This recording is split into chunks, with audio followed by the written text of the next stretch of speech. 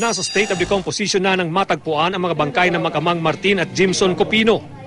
Naiulat silang nawawala nitong Pebrero 28 matapos umanong dukutin ng mga armadong lalaki sa kanilang bahay sa barangay Pinamasagan sa San Fernando, Camarines Sur. Ang sabi po ninda, ma'am, impi ida po sinda. Iyo po ang paano sa muya po. Kina po da impi. Pero mayo po akong nakwenta. Nadismayo na po ako kayo, mga po ang pagkatao. Nitong Miyerkules, natagpuan ang mag-ama 1 kilometro lamang ang layo mula sa kanilang bahay. Pero bangkay na sila nang makita ng isa sa kanilang kaanak. Hinihinalang sinaksak o tinaga ang mag-ama dahil sa nakita mga sugat sa mga bangkay. Dahil sa takot ng pamilya, hindi agad nadala ang mga bangkay sa bayan. Kaya humingi sila ng tulong sa Philippine Army at Philippine National Police.